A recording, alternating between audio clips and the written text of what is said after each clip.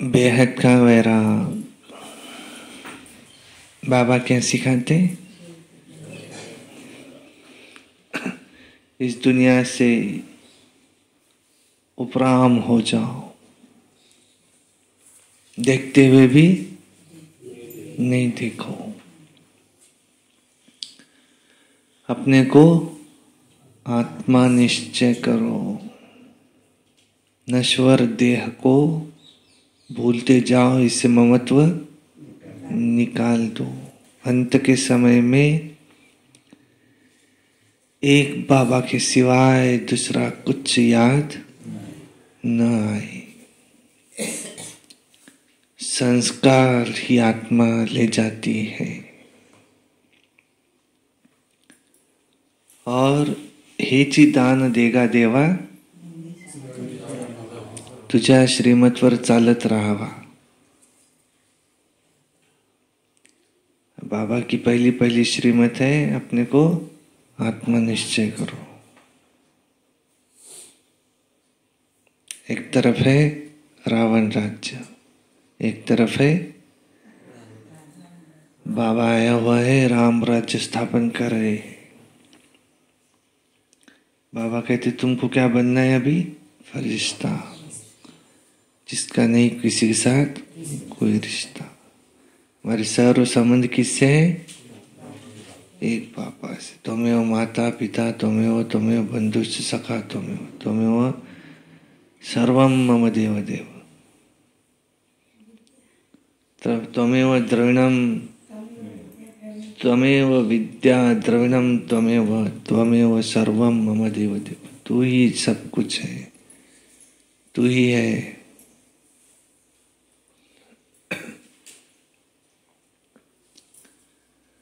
अपने आप को चैतन्य सत्ता, मास्टर सर्वशक्तिवान आत्मा समझो। और अब समय है, जो कुछ तुमने जमा किया है औरों को भी देवता बन देते जाओ। योग बल से अपने आप को शक्तिशाली बनाओ। आज की वाणी है 3/12/2024 की। सारे मुरली का, मीठे बच्चे याद की यात्रा में अलबेले मत बनो, क्योंकि याद से आत्मा पावन बनेगी। बाप आए हैं सब आत्माओं की सेवा कर उन्हें शुद्ध बनाने। याद से ही आत्मा शुद्ध बनेगी। याद में अलबेले नहीं बनो। अलबेले माना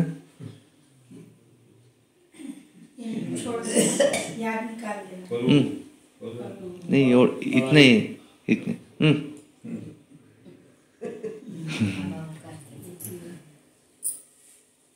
रोज मुरली नहीं आ रहे तुम?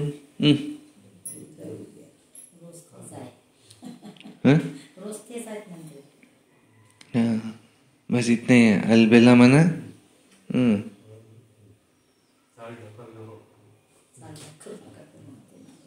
नहीं। याद में तुम अमृत वेला नहीं किया आज। तुमने आज सायंकाली 6:30 से 7:30 योग नहीं किया है। नहीं, अलबेले नहीं बनो, क्योंकि याद से ही पावन बनेंगे। बाबा आए सब आत्मा को शुद्ध बनाने। याद करो। प्रश्न है, कौन सी स्मृति बनी रहे तो खान पान शुद्ध हो जाएगा?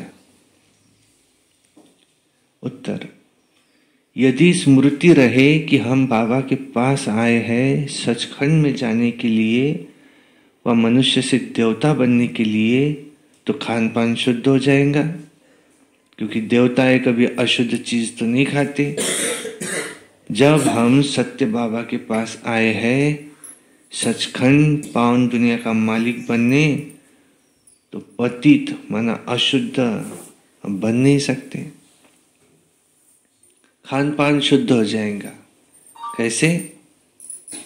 क्या स्मृति रहे? हम देवता बन रहे हैं। देवताएं अशुद्ध भोजन नहीं खाते, देवताएं बीड़ी सिगरेट नहीं पीते, देवताएं कभी क्या? देवताएं सत्युग में कभी ऐसे नहीं होता है। इसलिए अगर ऐसा है तो उस सत्युग में नहीं जा सकता है। क्या कोई ऐसा यहाँ बाहर जाने के बाद चुपचाप में अपना देवताएं कभी अशुद्ध भोजन नहीं। पाला पाचोड़ा है, क्या है? पाला पाचोड़ा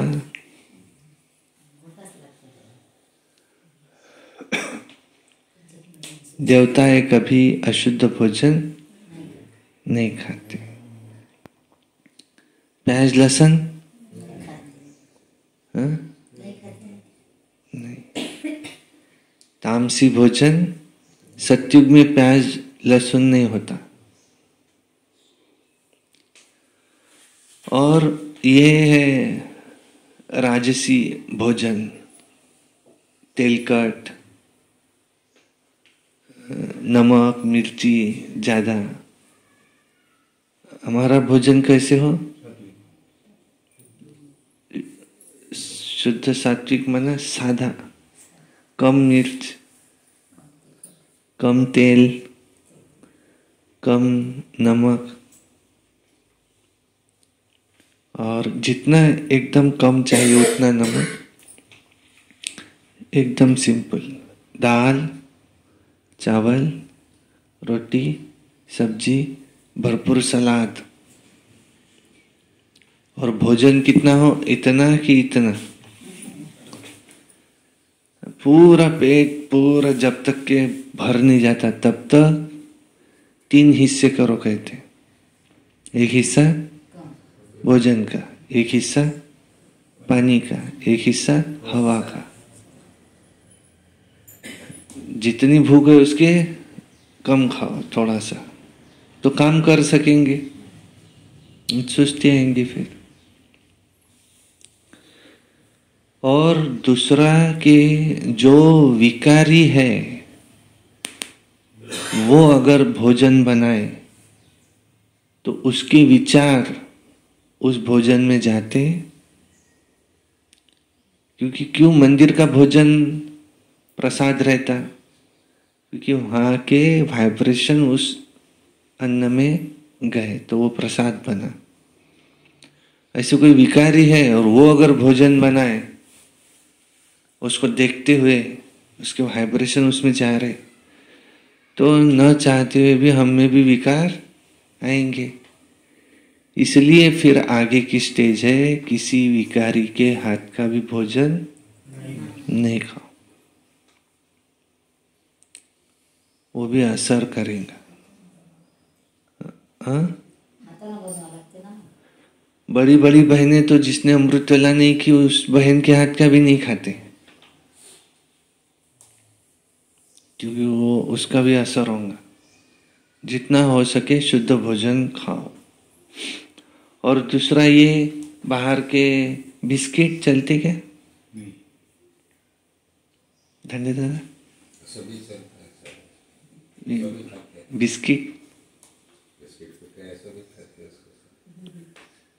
बिस्किट बाहर के चलेंगे क्या?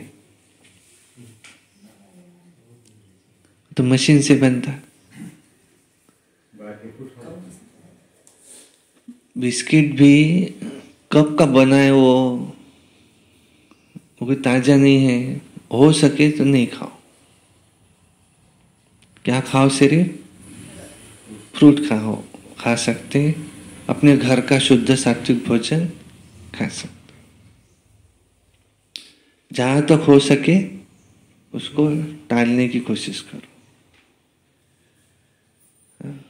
या किसी शादी में गए, अच्छे रसगुल्ले दिख रहे तो थोड़ी देर के लिए नियम को बाजू में रखते, ऐसा चलेगा क्या? नहीं। स्वर्ग का राजा कौन है? इंद्रिय जीत, इंद्रजीत।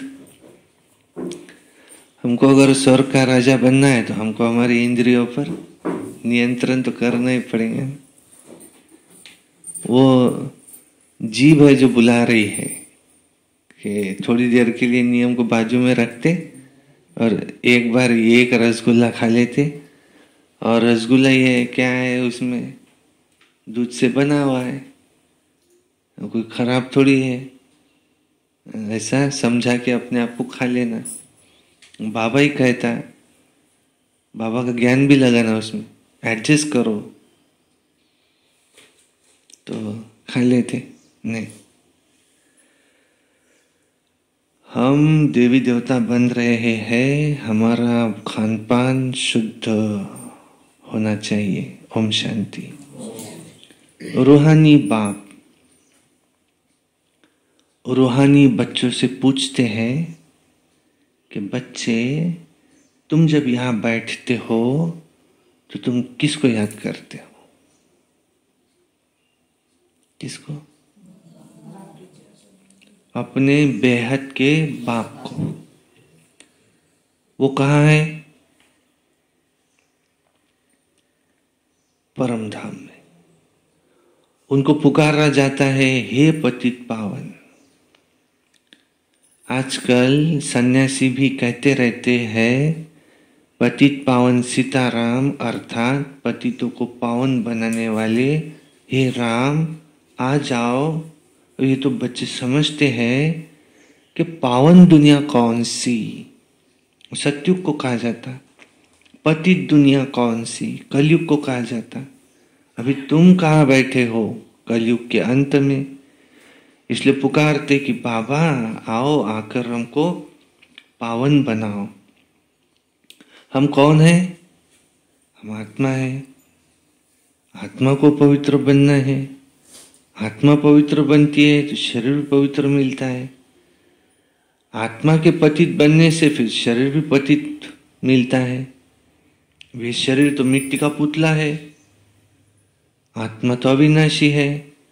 आत्मा ही इन ऑर्गन्स के द्वारा कहती है, पुकारती है, कहती है हम बहुत पतित बन गए हैं, हमको आकर के पावन बनाओ।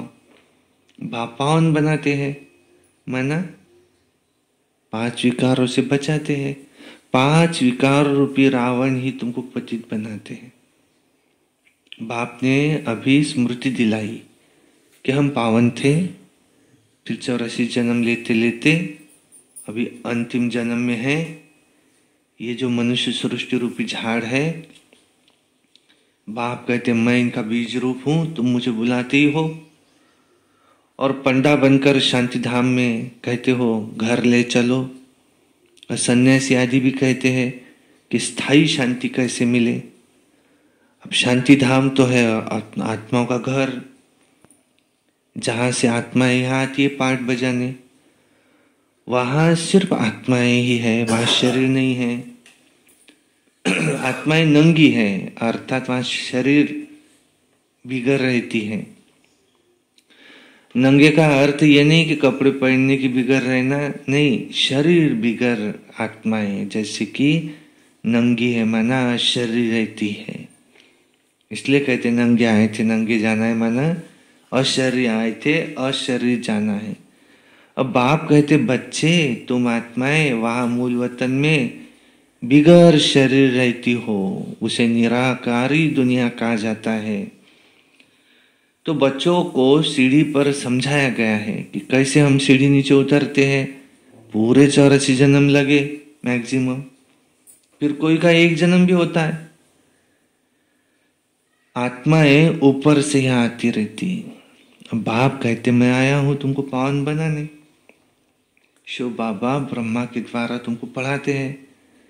शिव बाबा है आत्मा का बाप, ब्रह्मा को आदिदेव कहते हैं।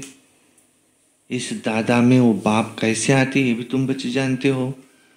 तुम मुझे बुलाती हो, हे पतित पावन आओ, आकर हमको पावन बनाओ। तो आत्माओं ने ही इस शरीर के द्वारा बुलाया। तो मुख्य है आत्मा और यह है दुख धाम।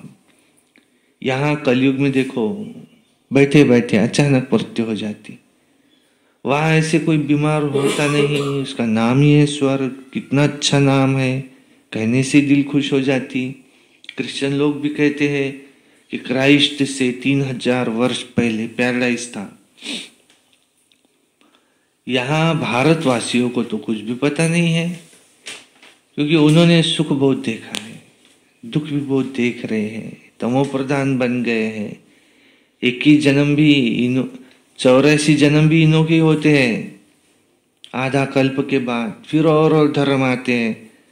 अब तुम समझते हो आधा कल्प देवी देवताएं थे और कोई धर्म नहीं था। फिर त्रेता में जब राम हुआ तो भी इस्लामी बौद्ध नहीं थे।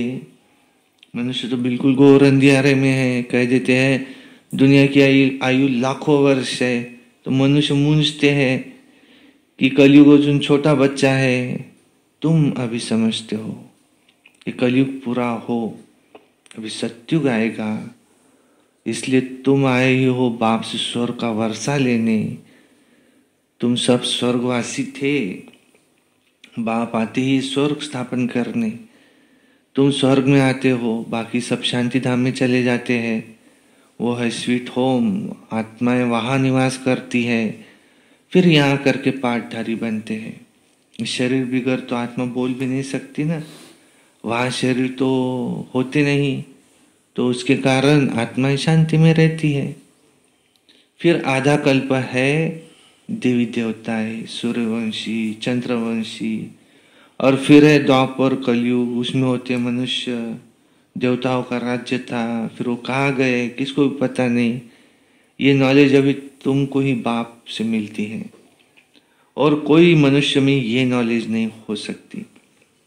बाप ही आकर के मनुष्य को ये नॉलेज देते हैं कि जिससे कि मनुष्य देवता बनते हैं। तुम यहाँ आए हो मनुष्य से देवता बनने के लिए, तो देवताओं का खान पान अशुद्ध तो नहीं होता। वे कभी देवताएं बीड़ी आदि पीते नहीं,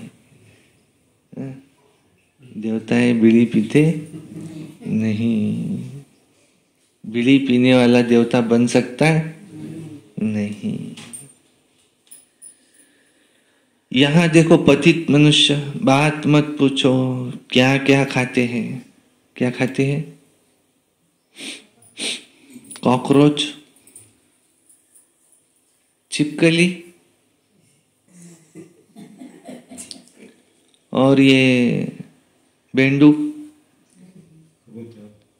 कबूतर। अपने भारत में कबूतर भी खाते, बेंडुक खा लेते। ये अपने वो ऐसे काटता है ना, वो क्या है, दो उसको ये रहते, खेकड़ा, सांप, सांप का खून मस्त पी लेते, और फिर उसको काट के टुकड़े करके फ्राई करके सांप भी खा लेते। बिच्छू, बिच्छू उसको नांगी रहती कट कर डालते, मस्त उसको तेल में फ्राई कर लिए कि खा लेते। और मुंगिया, मकोड़े, मस्त। ससा तो समझो कॉमन चीज है, लेकिन मुंगिया चूड़ा बनता उसका।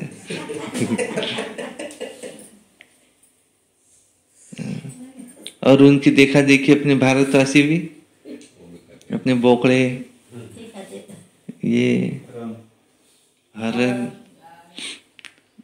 गाय, डुक्कर, और ये कोमड़े, ये खा लेते हैं। फल फ्रूट छोड़ देते हैं, ये खा लेते हैं। यहाँ के मनुष्य इतने पतित है, बात मत पूछो क्या क्या खा लेते। अब बाप समझाते, अरे भारत पहले सचखंड था। भारत में, भारत स्वतंत्र हुआ तब 10% लोग नॉनवेज खाने वाले थे, 90% अब क्या हो गए? 90% नॉन वेज वाले, 10% अपने रहे, बस, उससे भी कम। तो जरूर सच्चे बाप ने स्थापन किया होगा। बाप को ट्रुथ कहा जाता। बाप कहते, मैं इस भारत को सचखंड बनाता हूँ, तुम बच्चे देवताएं कैसे बन सकते हो, तुमको सिखलाता हूँ। इतने बच्चे यहाँ आते हैं तो इसलिए फिर ये मकान आदि बनवाने पड़ते हैं, अंत तक बनते रहेंगे, बहुत बनेंगे। मकान खरीद भी करते हैं, शिव बाबा ब्रह्मा द्वारा कार्य करते हैं। ब्रह्मा हो गया सावरा, क्योंकि बहुत जन्मों के अंत का जन्म है। ये फिर गोरा बनेंगे, माने श्री कृष्ण का चित्र गोरा और सावरा है ना। म्यूजियम में बड़े बड़े अच्छे चित्र है, जिस पर तुम किसको अच्छी रीति समझा सकते हो। यहाँ बाबा म्यूजियम नहीं बनवाते, इसको कहा जाता है टावर ऑफ साइलेंस।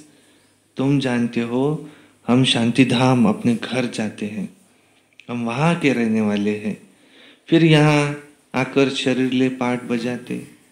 बच्चों को पहले पहले ये निश्चय होना चाहिए कि यहाँ पर कोई साधु संत नहीं पढ़ाते हैं। ये दादा तो सिंध का रहने वाला था, परंतु इसमें जो प्रवेश करके बोलते हैं वो है ज्ञान का सागर। उनको तो कोई नहीं जानते, कहते भी है गॉड फादर, परंतु कह देते नाम रूप से नहीं आ रहा है, उनका तो कोई नाम रूप ही नहीं है, वो तो निराकार है, उसको कोई आकार तो नहीं है। और फिर कोई कह देते सर्वव्यापी है। अरे परमात्मा कहाँ है? कहेंगे तो सर्वव्यापी है, सबके अंदर में है। अरे हर एक के अंदर में तो आत्मा बैठी है, हम सब तो भाई भाई है, फिर घट घट में परमात्मा कहाँ से आया? ऐसे नहीं कहेंगे परमात्मा भी है और उसमें आत्मा भी है, नहीं। कहते समय क्या कहते? देवात्मा, महान आत्मा, पाप आत्मा, पुण्यात्मा, ऐसा कहते, धर्मात्मा। लेकिन ये अनेक है, देवताएं, देवात्माएं, लेकिन परमात्माएं अनेक नहीं है, परमात्मा एक है। तो ऐसे तो नहीं है, उसमें तो आत्मा विराजमान है, गीता में भी लिखा है। फिर ऐसे थोड़ी उसमें आत्मा भी है, बाजू में परमात्मा भी है, नहीं। और परमात्मा बाप को बुलाते हैं कि बाबा आकर हमको पतितों को पावन बनाओ, मुझे तुम बुलाते हो। कौन, किस लिए? कि ये धंधा, ये सेवा करने के लिए आकर हमको पतित से पावन। मुझे पतित से पावन कौन बना सकता है? कौन? एक शुभ, इसलिए उसको छोड़ो मत। दूसरा, मुझे कोई पतित से पावन बना सकता है? और ये मान लो हम पतित है, क्योंकि हम में क्या है? सब में काम, क्रोध, लोभ, मोह, अहंकार, ये 5 सब में है, कम ज्यादा। और इससे हमें कौन छोड़ा सकता है? एक शुभ वो छोड़ा, इसलिए हम यहाँ आ रहे। जो छूट गया तो देवता बन गया। और कोई डरता है नहीं, ये छूट जाए तो फिर कैसा? फिर तो जीने का कोई लक्ष्य ही ना रहे। नहीं, यही है हमको जो दुखी बनाते। इसको ही क्या कहा जाता है? माया। इसको ही माया कहते। रावण 5 विकार पुरुष के, 5 विकार स्त्री के। तुम मुझे बुलाती हो कि बाबा आओ, ये सेवा करो हमारी, हमको इसे छुड़ाओ। तुम पतित दुनिया में हमको निमंत्रण देते हो, तुम कहते हो बाबा हम पतित है। बाप तो पावन दुनिया देखते नहीं, पतित दुनिया में ही तुम्हारी सेवा करने के लिए आए हैं। अब ये रावण राज्य विनाश हो जाएगा, बाकी तुम जो राजयोग सीखते हो वो जाकर राजाओं का राजा बनते हैं। तुमको अनगिनत बार पढ़ाया है, फिर 5000 वर्ष के बाद तुमको पढ़ाएंगे। सतयुग त्रेता की राजधानी स्थापन हो रही है। पहले ब्राह्मण कुल, प्रजापिता ब्रह्मा गाया जाता है ना, जिसको एडम आदिदेव भी कहते हैं। ये कोई कोई पता नहीं है, बहुत है जो यहाँ आकर सुनकर और फिर माया के वश हो जाते, पुण्य आत्मा बनते बनते पाप आत्मा बन पड़ते। तो माया बड़ी जबरदस्त है, सबको पाप आत्मा बना देती है। यहाँ कोई भी पवित्र आत्मा पुण्य आत्मा है नहीं। पवित्र आत्माएं देवी देवता ही थे। जब सब पतित बन जाते तो बाप को बुलाते। यह है रावण राज्य, पतित दुनिया। इसको कहा जाता है कांटों का जंगल। सतयुग को कहा जाता है garden of flower. Mughal garden में देखो कितने अच्छे अच्छे फर्स्ट क्लास फूल होते हैं। अब के भी फूल मिलेंगे, परंतु इसका अर्थ कोई समझते नहीं, क्योंकि शिव के ऊपर अब के फूल क्यों चढ़ाते हैं। अब ये भी बाप समझाते हैं कि तुम्हारे में जो जहर है वो शिव बाबा को दे दो। मैं जब पढ़ाता हूं तो उनमें कोई फर्स्ट क्लास मोती है, कोई रतन जोत है, कोई फिर अक के भी फूल है, नंबरवार होते हैं ना। तो इसको कहा जाता है दुखधा मृत्यु लोक। सतयुग है अमर लोक। ये बातें कुछ शास्त्रों में भी नहीं है। शास्त्र तो दादा ने बहुत पढ़े हैं, बाप तो शास्त्र नहीं पढ़ाएंगे। बाप तो खुद सदगति दाता है करके गीता को रेफर करते हैं। सर्व शास्त्रों में शिरोमणि गीता भगवान ने गाई हुई है, परंतु भगवान किसको कहा जाता है ये भी भारतवासियों को पता नहीं है। तो बाप कहते मैं निष्काम सेवा करता हूँ, तुमको विश्व का मालिक बनाता हूँ और मैं नहीं बनता हूँ। स्वर्ग में तुम मुझे याद नहीं करते हो, दुख में सिमरन सब करे, सुख में करे न कोई। इनको दुख सुख का खेल कहा जाता है। स्वर्ग में और कोई दूसरा धर्म होता ही नहीं है। वो सभी आते बाद में। अब तुम जानते हो अभी इस पुरानी दुनिया का विनाश हो जाएगा। अभी नेचुरल कैलेमिटीज, तूफान बहुत आएंगे, जोर से आएंगे, इसमें सब खत्म हो जाएंगे। बाप आकर के बेसमझदार से तुम्हें समझदार बनाते। बाप ने कितना धन माल दिया था, बाबा पूछते हैं सब कहाँ गया। क्या कांता माता? हाँ? बाबा पूछ रहे हैं भक्ति में। बाबा पूछ रहे हैं तुमको इतना धन माल दिया था सतयुग में, तुम तो बहुत धनवान थे, बहुत धनवान थे, अब कहाँ गए सब? आपके पास से अंग्रेज लेके गए। सोने के महल में रहने वाले थे आप तो अब एक महल के लिए तरस रहे। कहाँ गए सब? अच्छा, ये दिन डाकुओं ने लूटा हमको, 5 शिकार। देखते और अभी कितने इंसॉल्वेंट बन गए हैं। भारत जो सोने की चिड़िया था वो क्या बन गया है। अब फिर पतित पावन बाप आए हैं, राजयोग सिखला रहे हैं। वो है हठ योग, ये है राजयोग। ये राजयोग दोनों के लिए है, वो हठ योग सिर्फ पुरुष सीखते।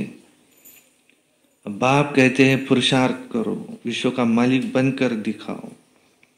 इस पुरानी दुनिया का तो विनाश होना है, बाकी थोड़ा समय है।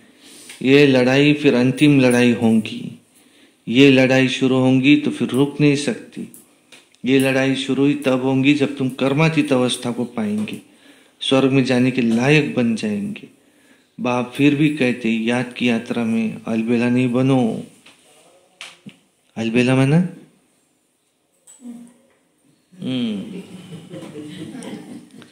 बाबा की याद। नाही अलबेलापण म्हणा कोणा विद्यार्थ्याला म्हण का रे अभ्यास नाही करून आला तू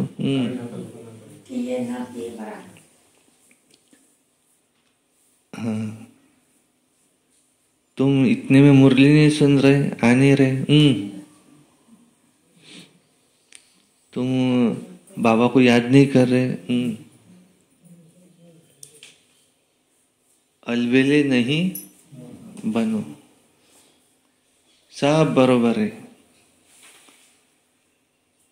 हाँ आखिरी में सब बराबर हो जाएंगे ऐसा इसको क्या कहते एक रहता है बेफिक्र उसके भी वाक्य ये रहते कि सब ठीक हो जाएंगे और एक होता है अलबेला उसका भी वाक्य ये रहता सब ठीक हो जाएंगे लेकिन दोनों का रूप बाबा कहते हैं अलग अलग है तो अलबेले नहीं हो ही जाएगा कर ही लेंगे ये क्या है अलबेला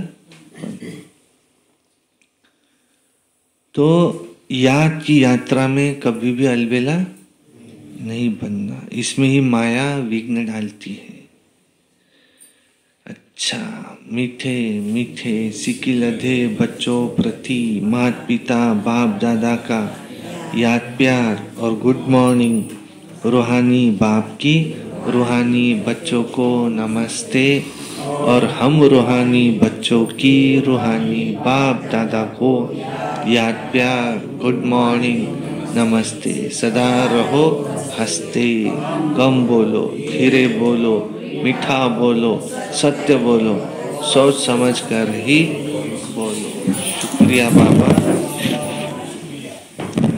वाह बाबा वाह ड्रामा वाह मेरा भाग्य वाह ब्राह्मण परिवार मैं बाबा का बाबा मेरा योगी बनो पवित्र बनो रोज अमृत वेला रोज प्रातः मुरली सारा दिन निमित्त बन याद में रहे सर्विस सायंकाली 6:30 से 7:30 योग रात्रि सोने से पहले याद का चार्ट सारे दिन में एक अव्यक्त वाणी एक क्लास सुनना है कभी किसी से क्रोध नहीं सदा प्रसन्न चित्त रहना ये वर्ष हमको मुक्ति वर्ष मनाना है ये 30 तारीख के बाद में बंद हो जाएगा बोलना 31 तारीख के बाद ये वर्ष हमको मुक्ती वर्ष मनाना है म्हणजे 24 गेला आता 25 लागलं म्हणजे वर्ष जाती नहीं 31 तारीख है अभी भी बीड़ी सिगरेट की आदत होंगी तो पी लो कितनी पीना है पर बाद में नहीं जमेंगे 31 तारीख के बाद मुक्ति वर्ष जितनी भी बुरी चीजें हैं वो छोड़ना माना छोड़ना ही है उसको सादी चाय अच्छी है कि बुरी है कोई नहीं छोड़ता है भगवान के सामने भी झूठ बोलते चाय अच्छी है कि बुरी है कोई चीज नहीं छोड़ता अच्छी है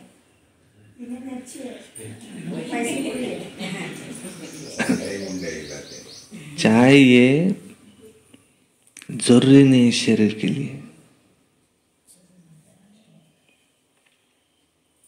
आदत पडली ना हाँ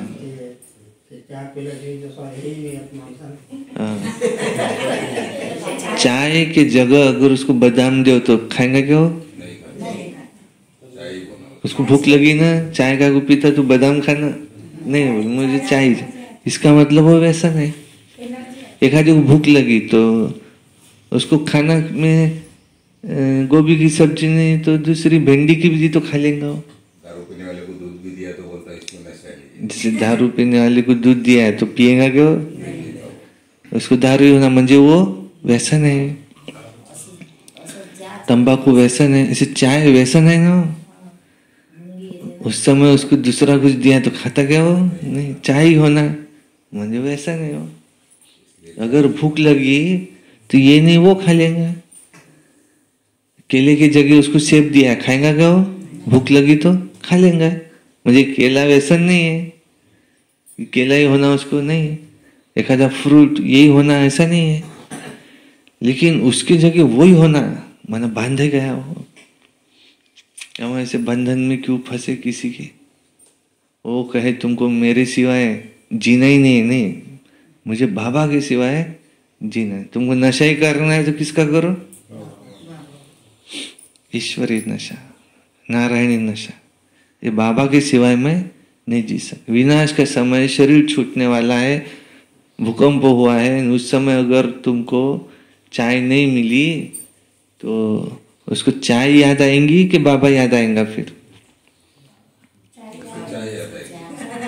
फिर उसका अंत मत सुगति कैसे होगा? चाय में जाएगा वो तो चाय याद आ जाएंगी ना उसको। एक कप चाय मिल जाती तो अच्छा हो जाता था। तो बाबा को याद कर, पहले चाय दो, मेरा माथा गर्म हो रहा है। इसलिए उसको छोड़ दिया। फिर जाने दो। 3 दिन तक के सर दुखता, चाय छोड़े ना, सोए रहो बेड के ऊपर, सर दुख रहा है, लेकिन 3 दिन बाद में फिर भूल जाता हूं। शरीर को हम जैसी आदत डालेंगे वैसी आदत उसको पड़ती है। हमारे हाथ में है वो, उसको कैसे चलाना। निश्चय करना पड़ता। तो बाबा मुख्य द्वार से अच्छी दुकानें भी हट जाए, और बाबा का झंडा अगर वहां लग जाए तो बहुत ही अच्छा। पर ऐसी जगह क्या लगाना झंडा, वहां इतना पाप कर्म हुए, दूसरी जगह लगाएंगे। और 18 जनवरी को हमको जितना भी हॉल बनेगा उसका उद्घाटन करना है। शिवरात्रि को हमको बड़ा प्रोग्राम संत सम्मेलन लेना है, और गांव-गांव में जाकर के शनिवार रविवार प्रोग्राम फिक्स हो गए।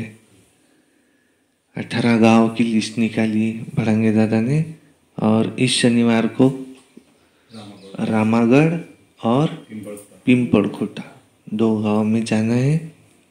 बाबा का परिचय देना, स्पीकर ले जाएंगे बड़ा, पहले शुरू में एक गीत, फिर पूरा समझा के बताना, आखिरी में एक गीत।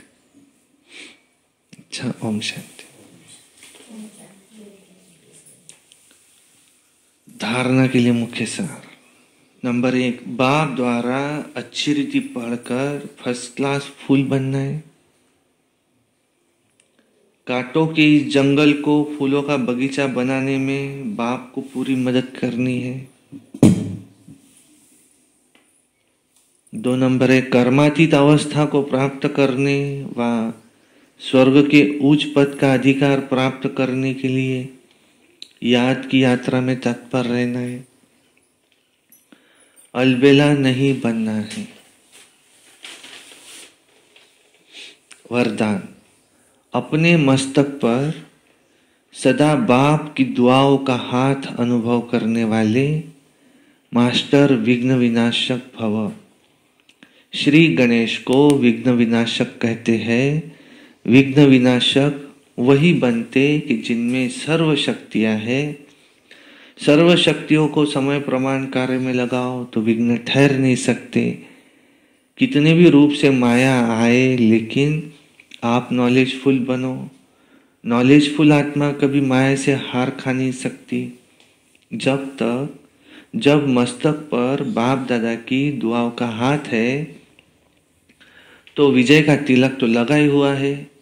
परमात्मा हाथ और साथ विघ्न विनाशक बना देता है। स्लोगन, स्वयं में गुणों को धारण कर दूसरों को गुण दान करने वाले वही गुण मूर्त है। अच्छा, ओम शांति शांति शांति।